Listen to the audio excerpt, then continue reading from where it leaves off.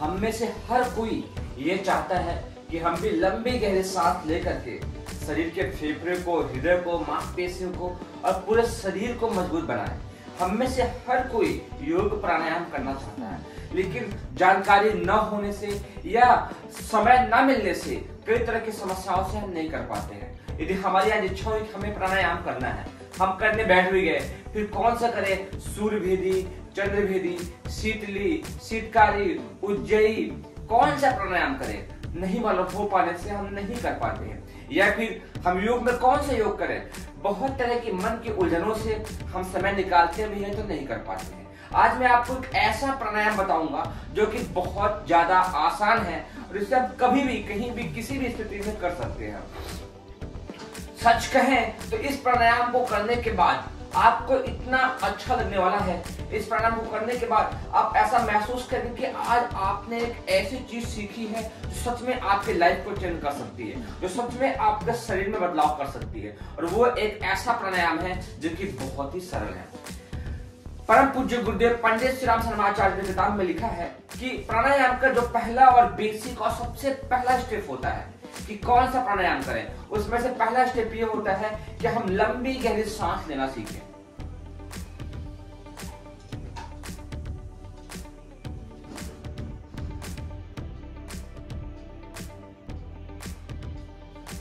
जब हम सांस को लंबी और गहरी लेते हैं, जब सांस को हम देर तक अंदर लेकर के आते हैं, तो हमारे फेफड़े, हमारे हृदय, हमारे पाचन संस्थान, हमारे शरीर के मांसपेशियों को पूरा खुलने का मौका मिलता है। एक रिसर्च के अनुसार आज के समय के मनुष्यों का दिल की धड़कन बहुत ही उथली हो गई है, बहुत ही कम हो गई है।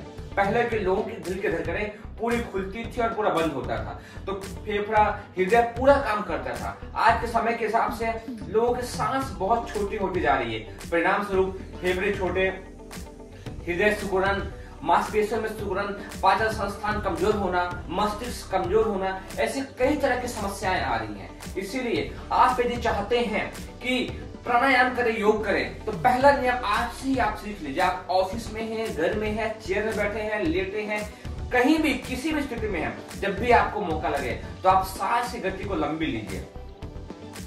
सांस को लंबी लेने से आपके मस्तिष्क का विकास होता है, क्योंकि सांस का हिस्सा मस्तिष्क में भी आता है। चेहरे खुलते हैं, फेफड़ा में पूरे फैलाव आता है, हृदय में फैलाव आता है, पाचन संस्थान में फैलाव आता है, पेनक्रियाज, लीवर, आमाशय सबको खुलने का मौका मिलता है और सारे हिस्से बहुत अधिक मजबूत होते हैं। और वह ली गई लंबी गहरी सांस आपके शरीर में बहुत अधिक बदलाव लाती है। हमें एक बात और पता होनी चाहिए कि प्राणायाम को हमारे ऋषियों ने क्यों खोजा। प्राण का आयाम, प्राण को खींचना ही प्राणायाम होता है।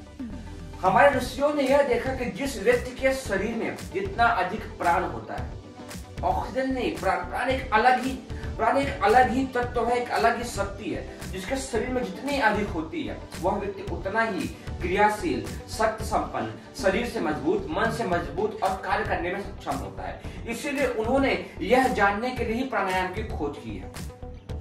तो प्राणायाम में उन्होंने बताया कि आप आसमान से प्राण पूर्वक, मन पूर्वक, भाव पूर्वक उस प्राण की शक्ति को खींच करके लाते हैं। जिस तरीके से साइकिल का हवा निकल जाए तो एक विशेष तरीके से पंप करके उसमें हवा भरते हैं, उसी तरीके से हम लंबी गहरी सांस लेते हुए आसमान से प्राण शक्ति, ऊर्जा को खींच करके मस्तिष्क के रास्ते, नाक के रास्ते पूरे शरीर में फैलाते हैं।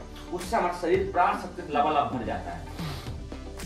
आप ऑफिस में बैठे हैं तो लंबे गहरी सांस आप कंप्यूटर को चलाते हुए भी, फोन को यूज करते हुए, टैबलेट को यूज करते हुए भी आराम से इस्तेमाल कर सकते हैं। उससे होगा क्या कि आप काम तो कर रहे हैं, पर अपने फेफड़ों को, अपने हृदय को, शरीर के सारे पाचन संस्थान को, सबको निखरने का पूरा मौका दे रहे हैं। इसीलिए आप ध्यान दें, आज से ही, अभी से ही लंबी गहरी सांस लेना शुरू कर दें और यह सांस लेना आपके शरीर में बहुत अधिक बदलाव करेगी।